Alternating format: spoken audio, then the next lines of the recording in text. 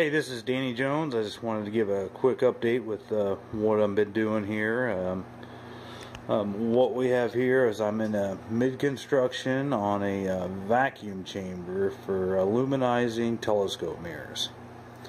And what I have found is by the time you send a few of them off to the lab to get coated, you start racking up some pretty good expenses with doing that. So I said, heck with that, I'm just going to build my own vacuum chamber and coat my own mirrors.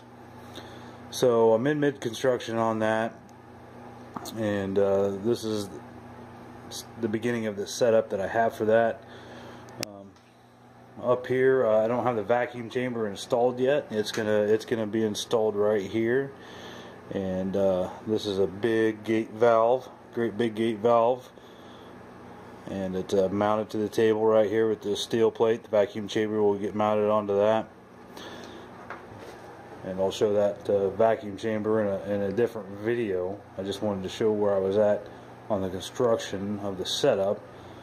And ultimately, the vacuum chamber gets set up here. The optics get mounted inside for luminization, and we'll go into more details on that later. Down here we have a diffusion pump and a big gate valve, a vacuum rated gate valve. And over here we have the little vacuum pump.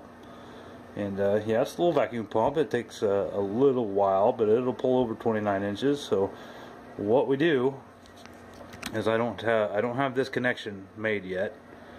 I'll get that, but so what we do is we close this valve, and we close off the gate valve there for the diffusion pump, and that separates the vacuum from the vacuum chamber above. And we open this valve. This pipe here leads directly to the vacuum chamber. So we'll open that valve, we'll pull the vacuum, and once all the air is sucked out of the vacuum chamber, that little pump there will do, we'll close that valve and separate that from the chamber. And then we'll open these two valves as the diffusion pump has been heating up and getting ready to do what it needs to do. We'll open these two valves, and all the remaining air molecules that are left in the vacuum chamber will be captured by the diffusion pump, go through the plumbing here, through the valves, and then out through the roughing pump. And when we get those two parts down there, yeah, there's not much left inside that vacuum chamber. It's a really super high vacuum. How high?